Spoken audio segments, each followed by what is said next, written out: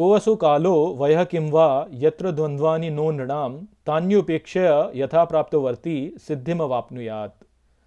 नमस्कार मित्रों। ये जो श्लोक है ये अष्टावक्र गीता के 9वें अध्याय का चौथा श्लोक है, जिसे हम आज गहराई से समझेंगे। तो आइए सबसे पहले इसके अर्थ को समझते हैं। तो जो श्लोक है वो कहता है, कोऽसौ कालो वयः किं वा, अर्थात कौन सा या क्या वह काल का सूत्र है, यत्र द्वन्द्वानि नो नृणाम, अर्थात जब द्वंद्वों में नहीं थे मनुष्य, तान्योपेक्षा यथा प्राप्तवर्ती, अर्थात उनकी उपेक्षा करके जैसा भी कृपा से प्राप्त हुए द्वारा सिद्धिम अवाप्नुयात, अर्थात सिद्धि को प्राप्त करता है।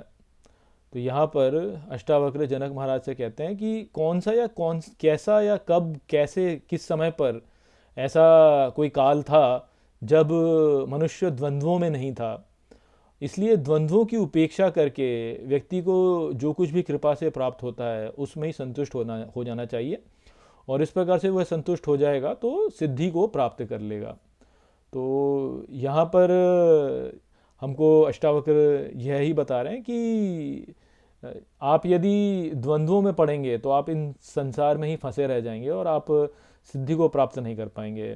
समस्या हमारे साथ में यह ही है कि हम द्वंद्वों में पड़ जाते हैं, और ऐसा भी नहीं कि कोई हमको जानबूझकर द्वंद्वों में डालता है, हम स्वयं ही द्वंद्वों में अपने आप को डाल देते हैं। तो द्वंद्वों से अर्थ क्या है यहाँ पे? द्वंद्वों से अर्थ यहाँ पे यह ही है कि व्यक्ति बोले कि ये अच्छा है और ये बुरा है, ये मेरे लिए अनुकूल है, ये मेरे लिए प्रतिकूल है, या जो भी पेयर ऑफ ऑपोजिट्स बोलते हैं ना, कि जो एक दूसरे से विरोधी जो जोड़ा होता है, कि शीत और उष्ण, या अच्छा बुरा, ज्ञान अज्ञान, तो जो भी इन द्वंद्वों में पड़ता है वह वास्तव में संसार में ही फंस जाता है। और सिद्धि को यदि प्राप्त करना है तो इन द्वंद्वों में नहीं पड़ना है। अब इन द्वंद्वों से बचने का क्या उपाय क्या है, उसको यहाँ पे उन्होंने बताया कि जो भी कुछ कृपा से प्राप्त हो जाता है उसको ही स्वीकार कर लेता है और उसमें ज़्यादा कुछ सोचता नहीं है। तो जैसे कि वो पहले भी बता चुके हैं कि जो ज्ञान और अज्ञान इन सब के परे चला जाता है, जो अच्छे बुरे के परे चला जाता है, वह ही वास्तव में सिद्धि को प्राप्त करता है। ये बार बार बताया जा रहा है, अष्टावक्र गीता में बताया जा रहा है और हमारे अन्य ग्रंथों में भी बताया जाता है कि जो द्वैत से या द्वंद्व से ऊपर उठ जाता है। अब हमारे साथ में यह ही समस्या होती है कि हम इनसे ऊपर उठ नहीं पाते। अब आप देखिए कि आप यदि कोई भी मैच देखते हैं तो आप एक टीम का तो आप समर्थन करते हैं, आप उस टीम का समर्थन करते हैं और उसी से जो है आपको फिर सुख या दुख प्राप्त होता है। यदि आपकी टीम जीत जाती है तो आपको सुख प्राप्त होता है, यदि आपकी टीम हार जाती है तो आपको दुख प्राप्त होता है। किंतु ये जो हमने किसी एक पक्ष को हमने महत्व दे दिया और दूसरे पक्ष को जो है हमने महत्व नहीं दिया, इस प्रकार से जब हम करते हैं तो हम अपने आप को सुख और दुख में ही फंसेंगे, और आसक्ति में हम फंसेंगे, फिर राग द्वेष में फंसेंगे फिर हम। अब इस राग द्वेष से बचने का जो उपाय है वो तो यही है कि हम किसी का भी पक्ष ना लें।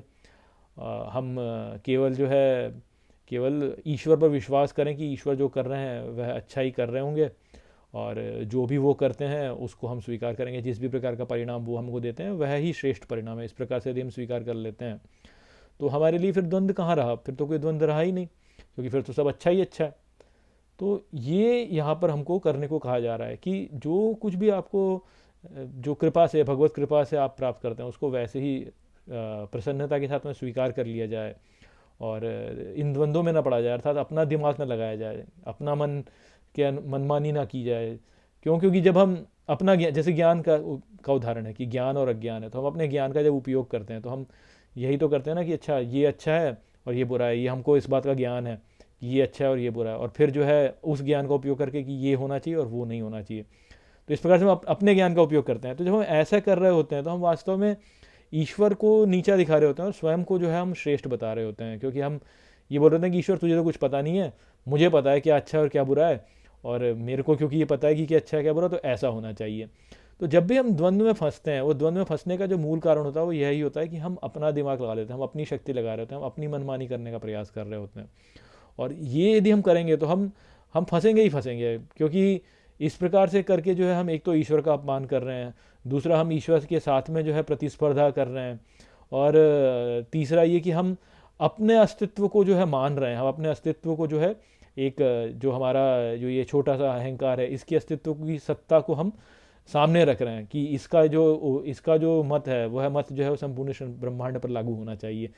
तो ये जब हम करते हैं तो हम फंसेंगे ही फंसेंगे, क्योंकि फिर जो कुछ करता है वह उसका परिणाम भोगेगा ही भोगेगा। तो जब आपने ऐसा किया तो आप परिणाम में ही फंसेंगे।